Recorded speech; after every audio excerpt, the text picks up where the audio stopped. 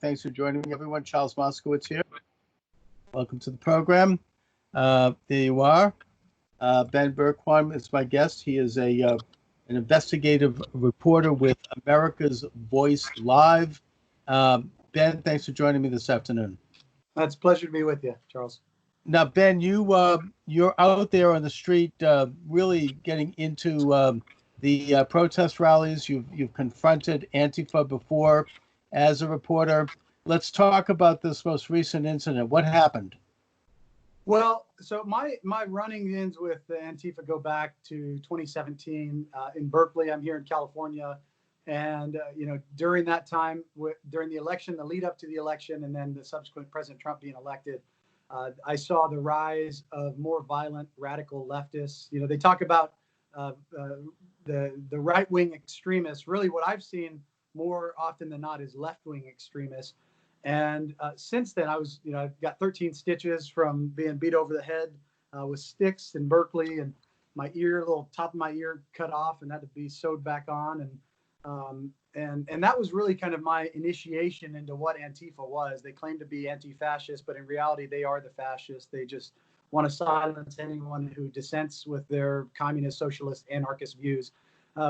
I was in Washington, D.C. actually yesterday, and saw them out there as well. They're opportunist thugs for the Democrat Party. They are used, and people need to understand this. There is no distinction between Democratic Party, the mainstream leftist media, activist judges, the far left organized groups like Indivisible, Antifa, even BLM. They're all one and the same. They go under this idea of intersectionality now. It's as long as we intersect in our ideology, we work together. And so typically what you see with Antifa is when there is an issue that the left can capitalize on, they send Antifa out there to cause disturbance. And ultimately, what the Democratic Socialists of America, what Antifa and what these far left anarchists, socialist, communist party individuals want is to destroy this country. And that's their main objective. I think you describe it well. They're what Lenin called the shock troops that he used in the Bolsheviks. It's what the Nazi socialists called the brown shirts, the SA. It's the same idea. It's the scissors effect. They work the streets, we work the boardrooms. That's right. They go out and crack some windows and do damage, while we in the high positions in the media and in the government and culture, we will do the narrative. We'll explain to the people. Meanwhile, in this particular situation, where there are legitimate and peaceful protesters out there responding to the murder of George Floyd, which is a terrible event and which is a problem in this country for sure. As President Trump says, there are good people out there as well, right? Yes. They are there basically burning and looting black neighborhoods, looting and destroying black businesses, killing black people. There's already a death toll. I think it's up to a half a dozen people have already been killed by these thugs, all of whom happen to be black. How does this fit into their narrative? I mean, don't they want to try to claim that anyone that doesn't goose step to the left is racist? Aren't they trying to say that Trump is racist? And yet they're destroying black neighborhoods. How does that work? Well, it works because, just as you said, you've got a complicit media, a complicit political class, and even a complicit judicial system and education system that treads their water. And so instead of holding them accountable, like CNN and MSNBC and the New York Times and the Washington Post should be doing, they make excuses for them, even to the point where I saw them bending into pretzels, trying to say that it was white supremacist groups that were agitating and organizing these attacks on these black-owned businesses, which is absolutely nonsense. There may be some white supremacist groups out there that work to create dissent as well, but we're talking about a fraction of a percent compared to Antifa, which is well-funded, organized, and in every major city across this country now that is being used to create chaos. And that's the ultimate objective. So if it's to create so much chaos that we have to respond. And the tricky part is that we're in this weird dilemma right now, and we're at a tipping point and potentially at a paradigm shift where they go too far. And we've seen Right. that. You actually see the Black community come back and say, get out of here. And they're actually, like you said, the justified peaceful protesters that are rightfully outraged at the death of George Floyd are now finally standing up and saying, these guys breaking our windows and burning down our shops aren't with us. They're not for us. And you're seeing a backlash against Antifa. And so there's this shift, but they're always sent out on the front end of they're the tip of the spear for the left to create chaos. Ultimately, though, what they want with groups like George Soros's Open Societies Foundations is to create so much chaos in this country that they undermine the system and they recreate it in the socialist, communist, utopia that they envision it to be. And they use things like George Floyd's murder and BLM, which BLM is one and the same with Antifa in a lot of ways. They're just a rebranding of the Black Panthers. And so all of these groups tend to work in combination, but right in the middle of that are some really good people with some really good intentions, like the Floyd family. I mean, you've heard them come out. Yeah. I was in Minneapolis 3 days ago when George Floyd's brother, Terrence, was there, and his message was simple: we need peace. Violence is not the answer. And not to mention that they're good. They've described themselves as Christian people. I mean, these are, they're not interested in this whole movement, and that in fact, my concern, besides the Antifa, which I'd like to talk to you about, what if we can connect the dots in terms of them and George Soros and the international left organization, but what about the fact that regular people who are concerned about police brutality, putting aside the fact that it's gone way down in this country, and putting aside the fact that it's happened in a very liberal left city of Minneapolis, in a state that I think the last time they voted for Republican was probably Eisenhower.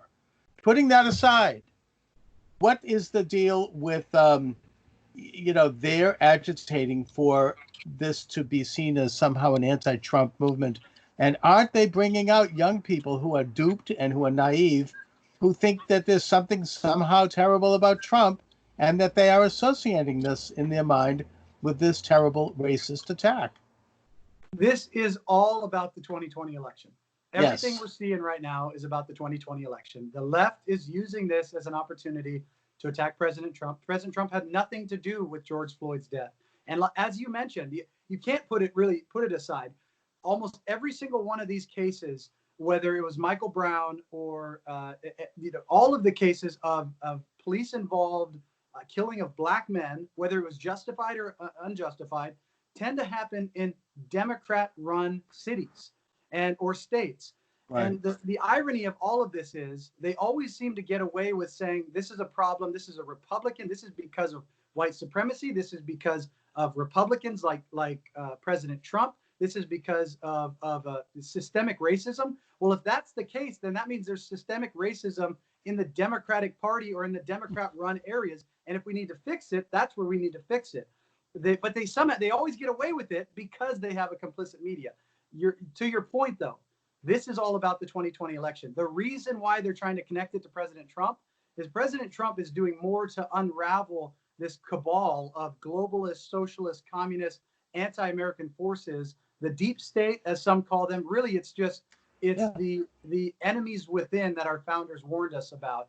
And if President Trump wins again in 2020, they know that their days are numbered. A lot of these organizations, Antifa is a terrorist organization, there's no question about it, but there's probably another 24 organizations across this country that need to be labeled that as well. Organizations that a lot of them feed on our tax dollars, and we're slitting our own throats with. So that's why this is all pivoted back to President Trump, is because they've got nothing else.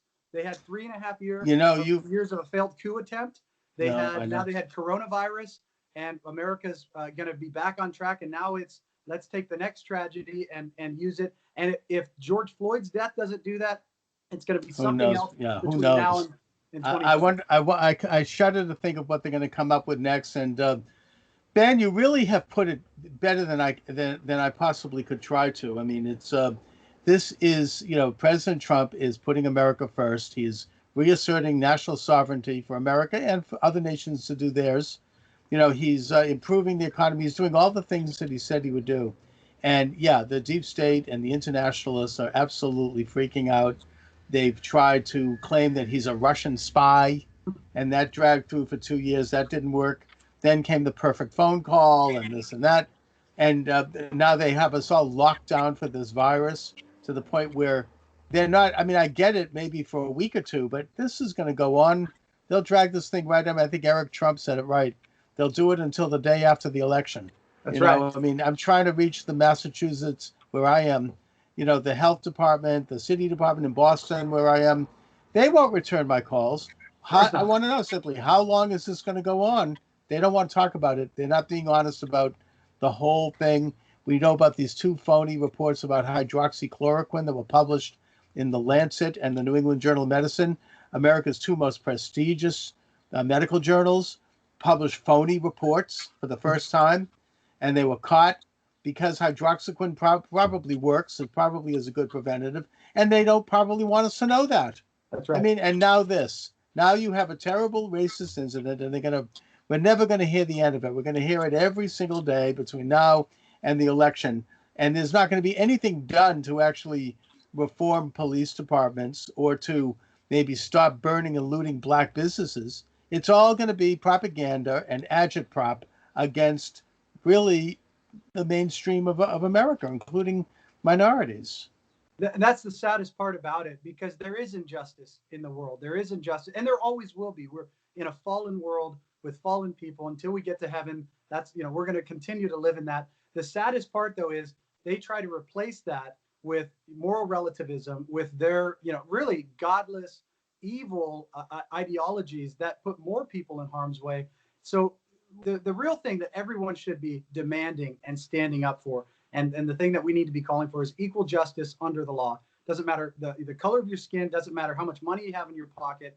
Everybody should have the same level of protection under our Constitution and our system of law. And we don't have that now in America. Whether you're black or white, or it doesn't matter if you are low affluence versus wealthy in America, if you are the political elite versus, a nobody, a blue collar worker in America. There's a huge disparity there, and that's something that we need to address. But unfortunately, we're not addressing that because it doesn't fit the political agenda. And that is what all of this is about. And so for the audience, for people out there, as this comes, just expect it, whether it's President Trump or anyone else. The left, they're purely political beings. And whatever they can do to exploit you and exploit your fear and exploit a tragedy, they're going to do it. And whether it's the 2020 election or the ones coming after that, it's our objective, it's our job, it's our duty on the other side, on the right side, I would say, to stand up and expose it. Every generation has the same fight. And if we don't have people that are willing to stand up and support the rule of law, support freedom, liberty, and the foundation that this nation was built on, we're going to lose this country. We're as close as we've ever been. We're in a new civil war of sorts. It's more of a political civil war, but it's time that everybody stand up, or else we're going to lose this country. Yeah, I know that it sounds almost simplistic, and I feel almost weird saying this, but this is a struggle between the forces of God and the forces of Satan. Amen.